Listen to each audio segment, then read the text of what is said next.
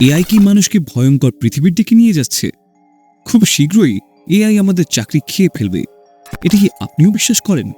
ChatGPT, Midjourney, Jarvis, music এলএম সেই আশঙ্কা সৃষ্টি করছে ঠিকই, তবে এই এআই প্রোগ্রামগুলো জব কিলারের থেকেও বেশি হয়ে উঠবে জব ক্যাটাগরি কিলার। অর্থাৎ প্রচুর চাকরি গেলেও এআই অপারেটর হিসেবে তৈরি হবে প্রচুর ভ্যাকসিনও।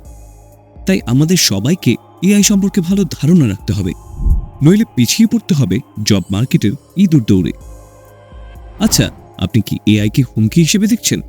আপনার কি মনে হয় এআই অদূর ভবিষ্যতে মানবজাতির জন্য ভয়াবহ হয়ে উঠবে? এই প্রশ্নেরই উত্তর খোঁজার চেষ্টা করব আমরা আজকের এই ভিডিওতে।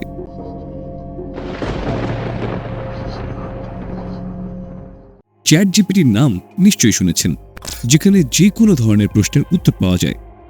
ফেলুদার গল্পগুলোতে যেমন ফেলুদার যে কোনো বিষয়ে ইনফরমেশন দরকার হলে সিজু জ্যাঠার কাছে চলে যেতেন, ChatGPT অনেকটা সিজু জ্যাঠারই মডার্ন ভার্সন। যাই হোক, আর্টিফিশিয়াল ইন্টেলিজেন্স জিনিসটা আরও অনেকদিন আগে থেকেই ডেভেলপ হতে থাকলেও বিশ্বজুড়ে মানুষের নজর কাড়ে এই ChatGPT আসার পর থেকেই। গত বছরের নভেম্বরে ChatGPTর 3.5 ভার্সন বের হওয়ার পরেই হইচই পড়ে যায়। এটি রাতারাতি ফাস্টেস্ট গ্রোয়িং অনলাইন সার্ভিসে পরিণত হয়। যেখানে ফেসবুকের 1 মিলিয়ন ইউজার হতে লেগেছিল 10 মাস, ইনস্টাগ্রামে লেগেছিল 2.5 মাস, সেখানে মাত্র 5 দিনে 1 মিলিয়ন ইউজার হয়ে যায় ChatGPTর। ইমেইল লেখা, পড়াশোনা রিলেটেড কোনো প্রশ্নের দ্রুত উত্তর বের করা থেকে শুরু করে এমনকি গল্প উপন্যাস পর্যন্ত লিখে ফেলেছে মানুষ এই ChatGPT ব্যবহার করে। ChatGPT মূলত ওপেনআই নামক একটি কোম্পানির ওয়েবসাইট। তাদের এই সাফল্যের দেখা দেখি গুগল ও মাইক্রোসফটও নিয়ে আসে বার্ড ও বিং নামক এআই প্রোগ্রাম। এআই এর ব্যবহার শুধুমাত্র নলেজ বেসড প্রোগ্রামেই আটকে নেই। মিডজার্নিতে আপনি জাস্ট টেক্সট ইনপুট দিলেই মুহূর্তে সেটা হয়ে যাবে ছবি কিংবা আর্ট। গুগলের মিউজিক এলএমে টেক্সট থেকে বানিয়ে ফেলা যায় যে কোনো ধরনের মিউজিক। স্টেবল ডিফিউশনে বানাতে পারবেন যে কোনো গানের যে কোনো ভার্সন। যেমন চাইলেই হানি সিং এর কোনো হিপহপ গানকে মুহূর্তে বদলে ফেলতে পারবেন ভায়োলিন ও বাঁশি ব্যবহৃত ক্লাসিক্যাল গানে। এছাড়াও আমরা বিভিন্ন ধরনের অফিসিয়াল কাজে হেলথ অ্যাডভাইস নেওয়ার ক্ষেত্রে এমনকি ভার্চুয়াল অ্যাসিস্ট্যান্ট হিসেবেও এআই ব্যবহার করছি। এআই এর ভালো দিকগুলোর কথা তো হলো, এবারে খারাপ দিকে নজর দেওয়া যাক। একটা কথা প্রচলিত আছে, নতুন কোনো টেকনোলজি জনপ্রিয় হলে জব মার্কেটে সেটা হিউজ ইম্প্যাক্ট ফেলে। যেমন মার্কেটে স্মার্টফোন আসার পরে ল্যান্ডলাইন টেলিফোন অপারেটরদের প্রয়োজন ফুরিয়ে গেছে। গাড়ির প্রচলন ব্যাপক আকারে শুরু হওয়ার পরে ঘোড়ার গাড়ি প্রায় উঠেই গেছে। ঢাকায় সম্ভবত এখন শুধুমাত্র গুলিস্তান থেকে সদরঘাট রুটেই ঘোড়ার গাড়ি চলে, তাও সেটা যানবাহনের থেকে বেশি ঐতিহ্য ধরে রাখার তাগিদে।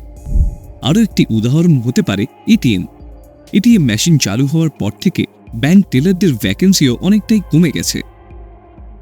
প্রথমবারের মতো ক্রিয়েটিভ সেক্টরের জবগুলো পড়ে গেছে হুমকির মুখে।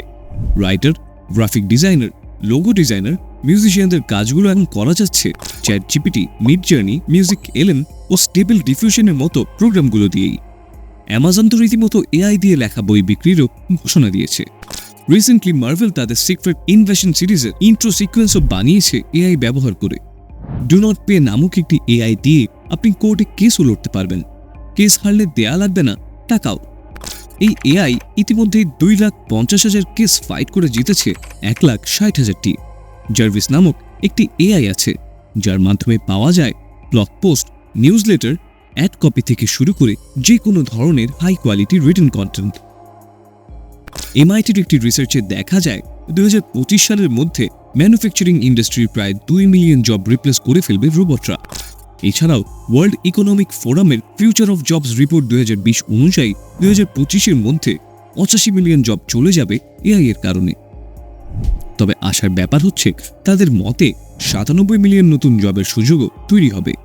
তাই এআইকে জব কিলার না বলে বলা উচিত জব ক্যাটাগরি কিলার। এআই ব্যবহারে বেঁচে যাবে সময় ও টাকা, পাশাপাশি কমবে কাজে ভুল হওয়ার সম্ভাবনাও। ভবিষ্যতে তাই এআই দিয়ে প্রচুর কাজ করা হবে ঠিকই, কিন্তু সেই এআইকে অপারেট করার জন্যও তো লোক লাগবে। তাই এআই টেকনোলজি সম্পর্কে যে যত বেশি জানবে, জব মার্কেটে তাদের ভ্যালু হবে তত বেশি। এআই ব্যবহারের আরও একটি বাজে দিক হতে পারে পলিটিক্যাল প্রোপাগান্ডা। এর সবথেকে বড় উদাহরণ 2016 সালে ইউএস ইলেকশন ও যুক্তরাজ্যের ব্রেক্সিট ইলেকশন। ফেসবুকে পার্সোনালাইজড অ্যাড দেখিয়ে মানুষজনের মগজ ধোলাই করা হয়েছিল। যারা ইনফ্লেশন নিয়ে ভয় থাকত তাদের দেখানো হয়েছিল যুক্তরাজ্য যদি ইউরোপিয়ান ইউনিয়ন থেকে বের হয়ে যায় তাহলে সবাই প্রতি বছর 933 পাউন্ড করে সেভ করতে পারবে, কিন্তু পুরো খবরটাই ছিল ফেক। এরকম ফেক পার্সোনালাইজড অ্যাডগুলো কাজেও লাগে তাদের পক্ষে। ভোটে দেখা যায় 51.9% মানুষ ব্রেক্সিটের পক্ষে ভোট দেয়, অপরদিকে ইউরোপিয়ান ইউনিয়নে থাকার পক্ষে ভোট দেয় 48.1% মানুষ। ব্যক্তি পর্যায়েও এআই ব্যবহার করে ফ্রড করেছেন অনেকেই।